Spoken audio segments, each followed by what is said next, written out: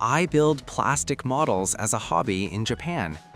This video was previously uploaded in Japanese. I have revised it and created an English version. I've added some new information that wasn't in the Japanese version, so please watch the video until the end. I will continue to provide the latest information from Japan, so please don't forget to subscribe to my channel. The North American FJ-1 Fury is the fighter jet that served as the basis for the F-86F. This time, I will be building a 1/72nd scale model of it by VALOM. First of all, VALOM is a manufacturer that produces kits from the Czech Republic. Let's open the package.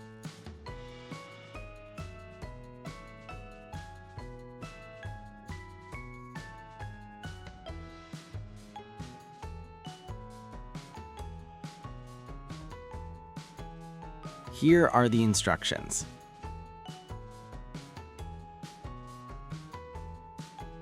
This is the color chart for dividing the colors into sections.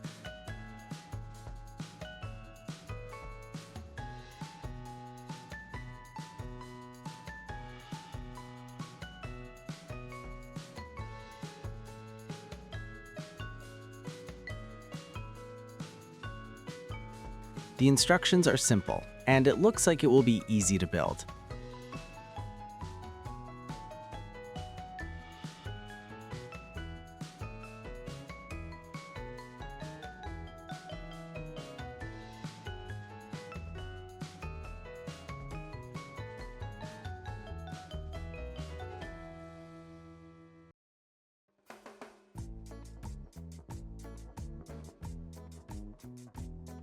Now let's open the package.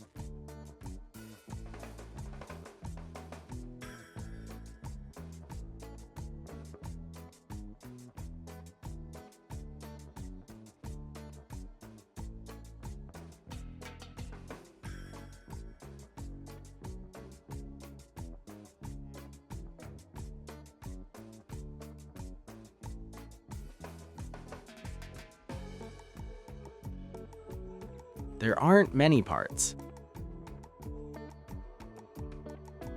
These are the decals. We can also choose between open and closed styles for the clear canopy parts.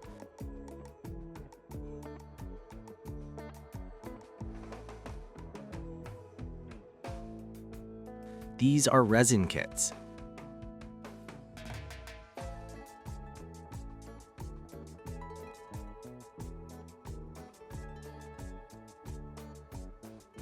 This is the injection molded plastic part of the main body. There's only one piece.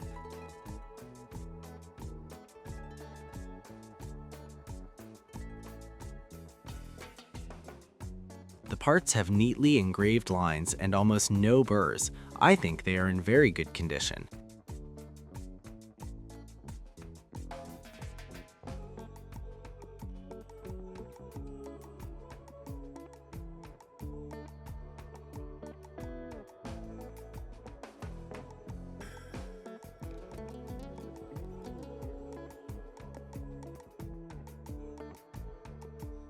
The included resin kit contains 6 parts. The parts are the tires and the landing gear bays.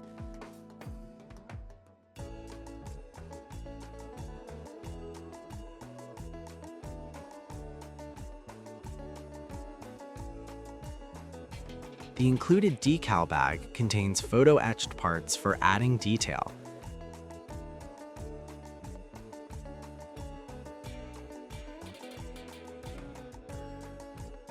I tried assembling the main body temporarily.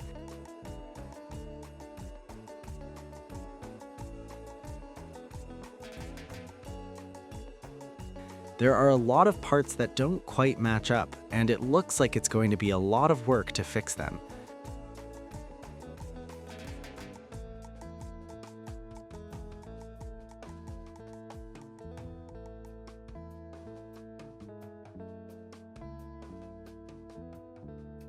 I'm sorry, there's no video of the assembly process here. This is the instrument panel. The kit included a PVC sheet with the instrument markings printed on it. so I glued it to the back and poured UV clear resin into the holes to make it look more realistic. Then I added detail to the seat belts and other parts using photo-etched parts and dry brushed them with white paint to give them a three-dimensional effect.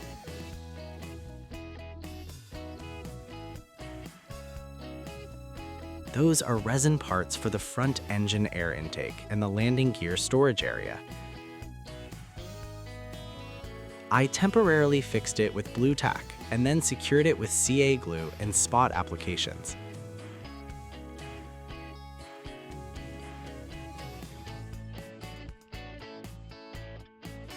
This is the state after it has been permanently fixed with UV adhesive putty.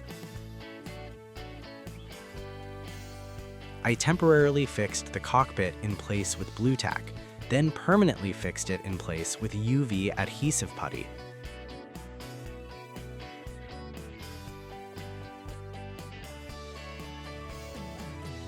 I also fixed the resin parts of the rear wheel storage compartment with UV adhesive putty.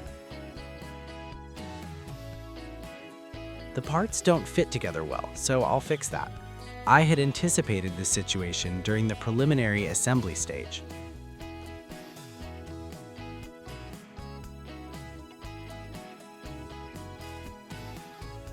The area that needs repair is quite large, so we'll use polyester putty to fix it.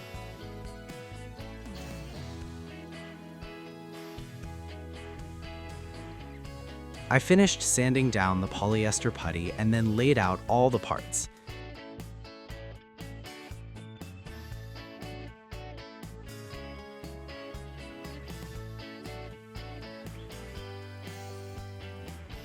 I tried various methods to fit the canopy, but it doesn't seem to fit properly, so I'll glue it and fill the gaps with putty.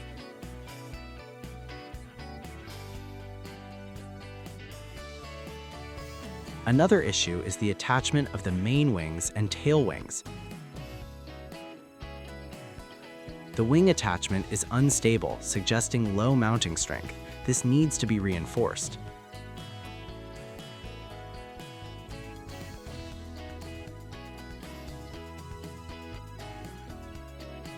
The vertical stabilizer has these two holes.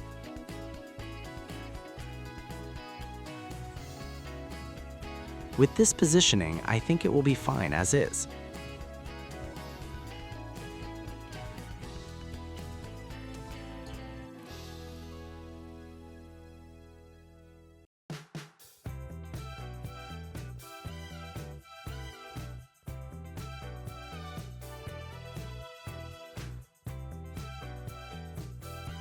As a preparatory step when attaching the canopy first, I apply this anti-static spray to the underside of the canopy. The reason is that when painting the main body with an airbrush, paint dust can adhere to the canopy through the gaps. To minimize this, we prevent adhesion caused by static electricity.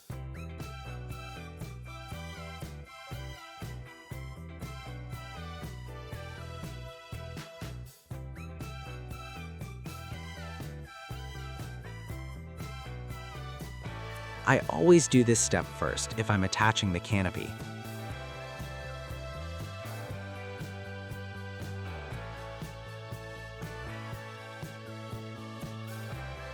I filled the gap between the canopy and the body with polyester putty and shaped it. It looks a bit unnatural as it is, so I'll add some panel lines here later to finish it off.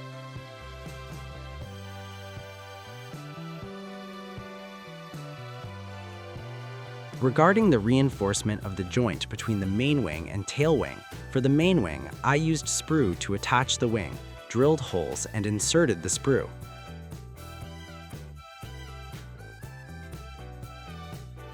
The tail fin was thin, so I inserted a thin brass wire into the hole to increase the adhesive strength.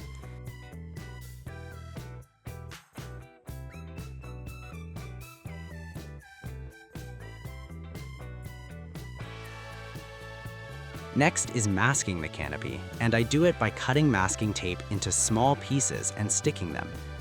For the curved sections, I used commercially available round masking tape like this.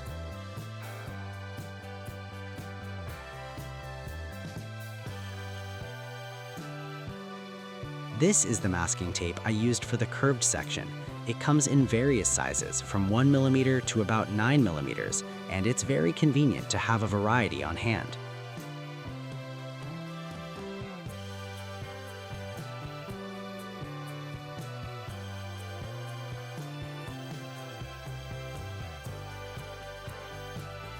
For masking straight lines, I always cut masking tape into thin strips and painstakingly apply them like this.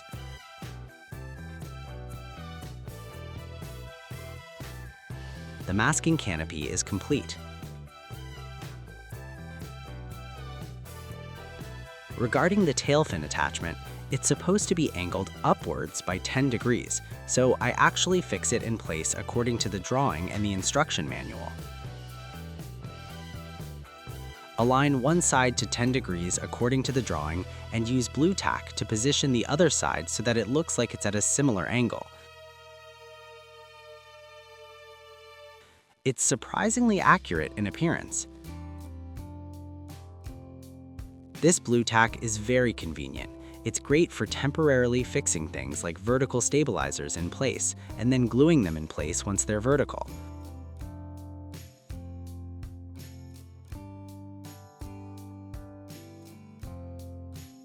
You can use kneaded eraser instead of blue tack. The main body is now almost assembled.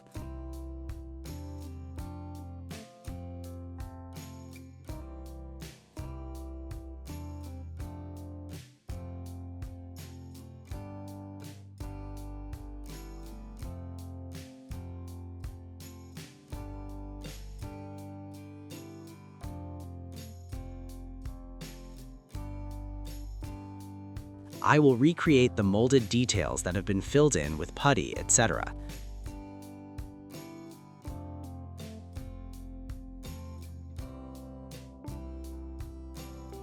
This is guide tape used as a guide to recreate molds. To recreate the rivets, I'll use Model Caston's rivet marking tool set. For panel lining, I mainly use a wave micro chisel and an awl. I always use this 4-piece set to recreate panel lines. The reproduction of the grooves in each section is complete.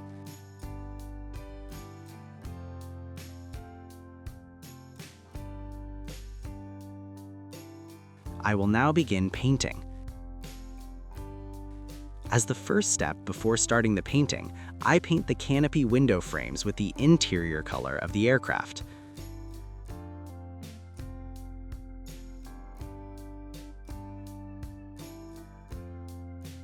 Before applying the final coat, apply a 1500 grit gray primer to the entire surface.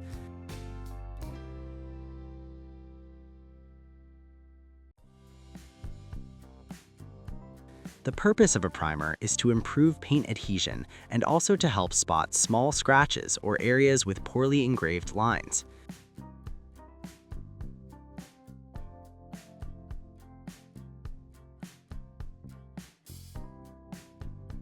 I will correct the areas that have been found to need fixing.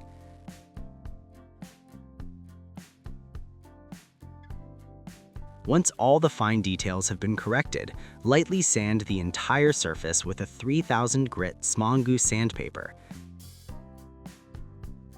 This will leave your skin incredibly shiny. You can feel the difference just by touching it.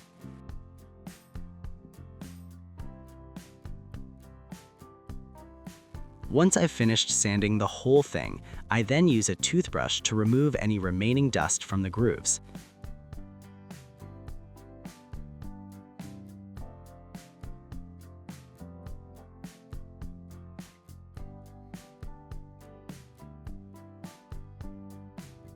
Next, use a soft brush to brush away any remaining powder. Finally, wipe off any remaining powder with a tightly wrung out damp cloth.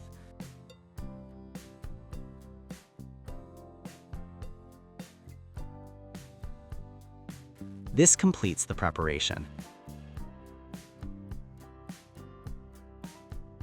For the painting, I first painted the landing gear bays with the color of the aircraft's interior. Mask the boundary between the inside and outside of the intake, and cover the inside of the intake with tissue paper to prevent airbrush paint from getting inside.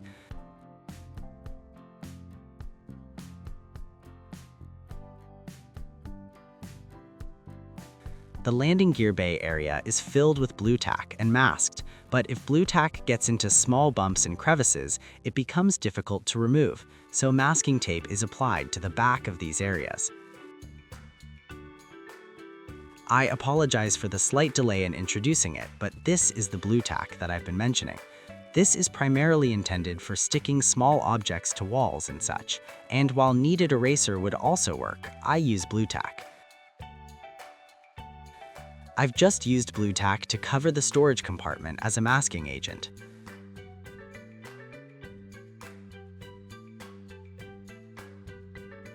I painted the entire aircraft navy blue using an airbrush.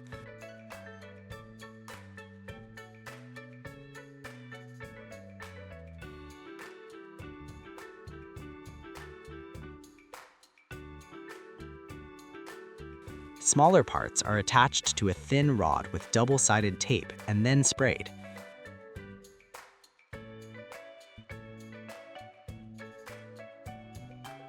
I removed the blue tack from the storage compartment. It's been masked very nicely.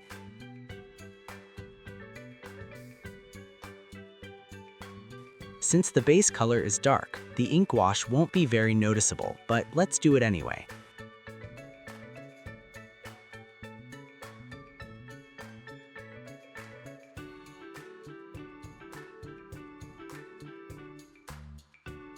Once the ink wash paint has dried, wipe away any excess.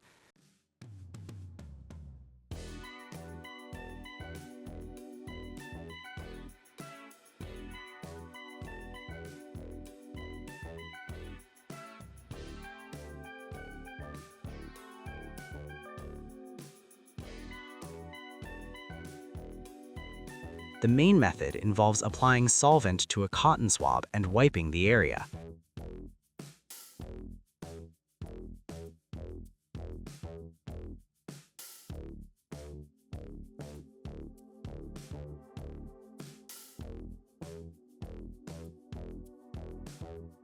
Once the panel lining is complete, I'll finally start applying the decals. There are two specifications to choose from, but I'd like to apply the decals according to the document I'm currently displaying.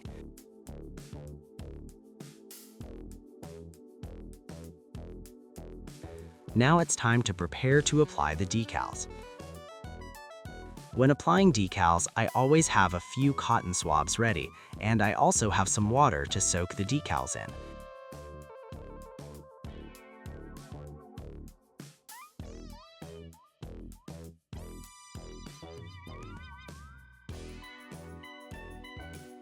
Place the decal on a tissue until it lifts and becomes movable.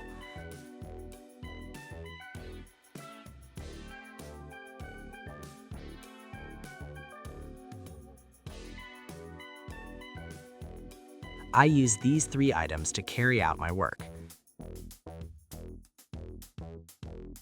This time, there aren't many decals and none of them are large. I'll cut out the desired decals with a cutter.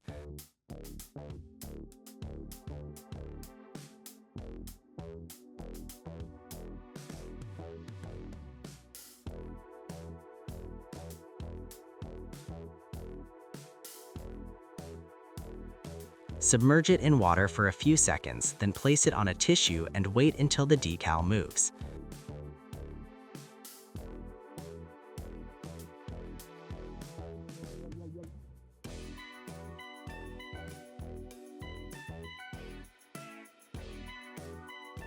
When applying decals, I use this mark setter.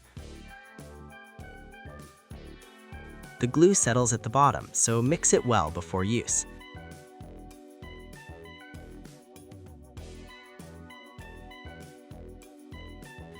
First, I apply a little mark setter on the target area where I'm going to stick it.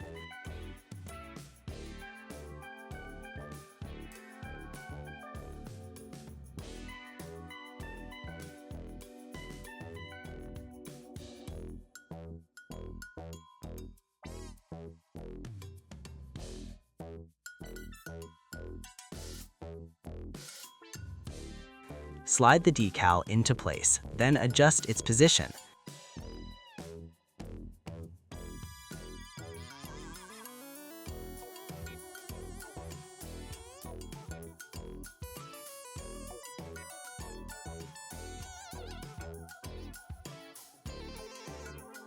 Once the position is determined, use a cotton swab to press it firmly into place. Always wet the cotton swab with water and roll it around to remove the mark setter inside.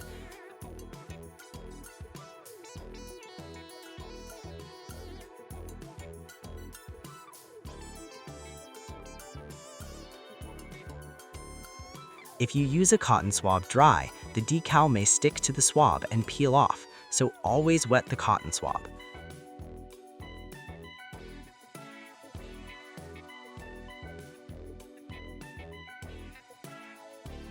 I finished applying all the decals. Well, there weren't that many decals and none of them were large, so it felt like I finished it pretty quickly.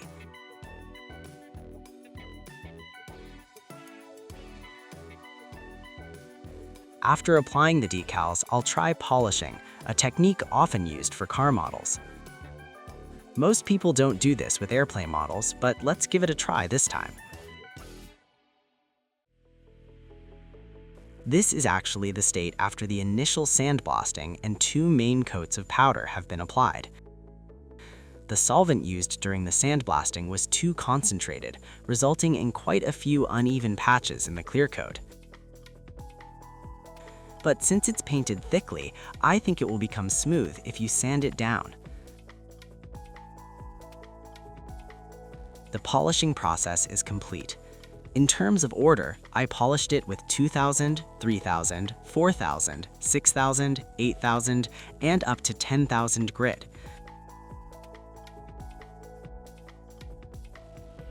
There are still some areas that aren't glossy enough, so for car models, I polish them with compound. In the case of airplane models, if you polish them with compound, the compound gets into panel lines and it's very difficult to remove.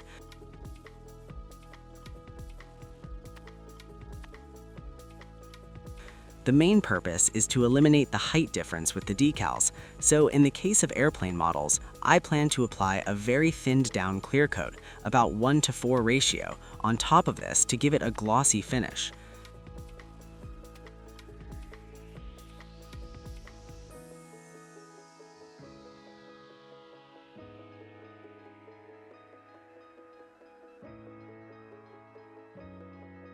Before the final touches in painting, I'll attach these small wings to the auxiliary fuel tanks at the wingtips.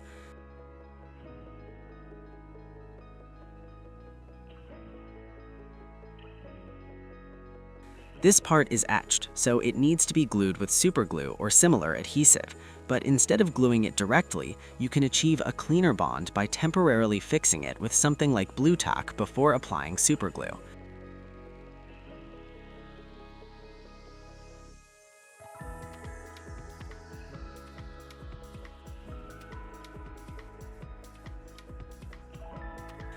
This is the result of fixing it with blue tack and then attaching it with CA glue, and it's perfectly vertical. Please use this method as a reference.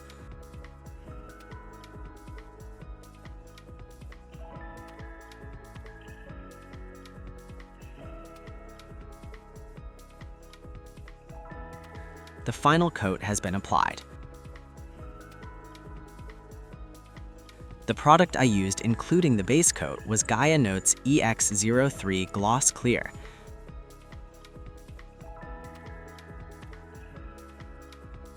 Then I applied a clear coat, which was thinned down to roughly 1:4 or 1:5 ratio using an airbrush.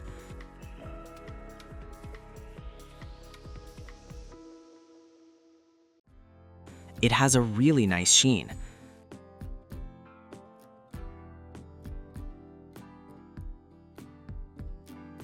I painted the landing gear under the wings the specified color, and the tires were painted with Tamiya Enamel XF85 Rubber Black.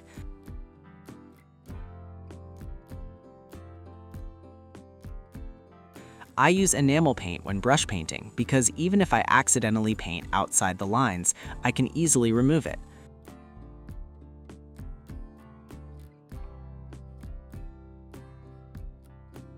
Next, for the light in front of the auxiliary fuel tank, I first paint a silver base coat and then recreate the clear part using UV resin.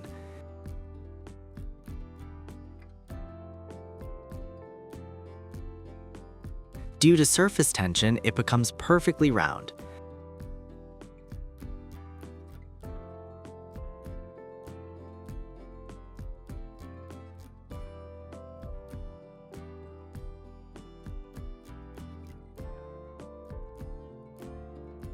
Just shine a UV light on it and it's done.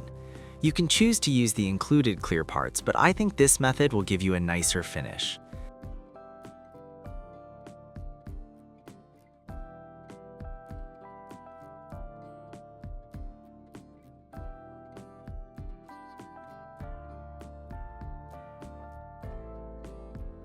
Next, I attach the landing gear under the main wing.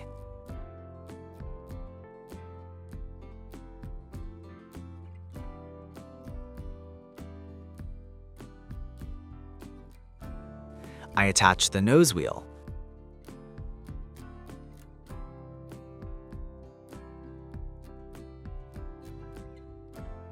Finally, for the lost step, there's an antenna wire on the side, so we'll attach it.